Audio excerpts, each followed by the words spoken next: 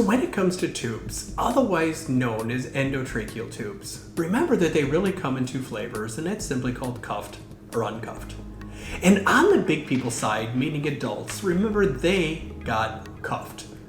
And the rationale was simple, and that's called adult airways are tubes, meaning they're big at the top and they're big at the bottom.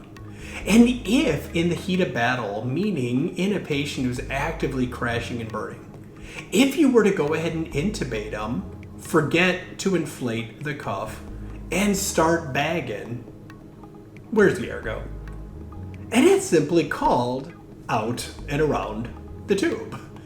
But up until relatively recently, some of y'all remember that adults got cuffed, but kids, especially little ones, got uncuffed. And the rationale was that their airways were described as being a funnel, meaning they were big at the top and small at the bottom. The other issue when it comes to funnels was simply when you think about a house fire. Meaning if you pulled a little kid out of a house fire with smoke inhalation, remember, not only are their lungs themselves screwed up, but remember what's going to kill them is airway edema. Because just like croup, when you have swelling at the bottom of the funnel, you don't have that much room to play with. So with that in mind, we were taught that adults got cuffed and little kids got uncuffed. And the idea was that if you would put that tube through the airway, and when it just passed through the bottom part of the funnel, that if you use the right size tube, the tissue wouldn't like having a piece of plastic there. So it would swell up on its own a little bit and form its own natural cuff. So that's why we were taught for years that adults got cuffed and kids got uncuffed. That's changing.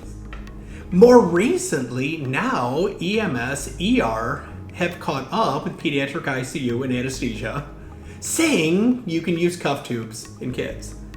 And if you talk to more and more peds ICU docs, they're actually saying, you know what? They want you to use a cuff tube if you've got it in kids. The rationale is twofold. The first of which is when it comes to sizes. Now all the way down to a 3.0, meaning the smallest human endotracheal tube, remember they make is a 2.5. This is not a whole lot bigger.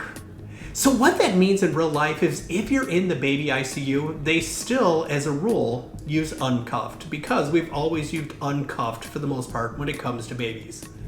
However, if you go on a road trip down the hallway from the baby ICU to the pediatric ICU, more and more of them are now, again, using cuff tubes in kids.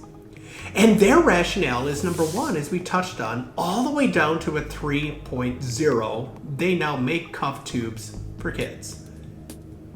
Other important fact is called, think about your near drowning kid. They are in ARDS with stiff lungs. It's taken everything you've got to make those stiff lungs go up and down. And if you have that kind of pressure with an uncuffed tube, where's the air go? Called down, right back out again. So that's why more peds ICU docs are again saying if you've got one, please use it. And if it's working just fine and you don't have to inflate it, well, great. Don't inflate it. But if you're having trouble making air stay put, and all you got to do is put a little air in the cuff, it does an absolutely phenomenal job at helping to keep the air in and out the way you want it to go. And once the tube is in, especially on the hospital side, if you can have one of your respiratory therapists go ahead and hook up the manometer so that, just like we do in adults in the big people ICU, you can actually monitor how much pressure is in the cuff. Because, just like adults, it's way too easy to give way too much air and have way too much pressure. If you've got a cuff tube for kids, please use it.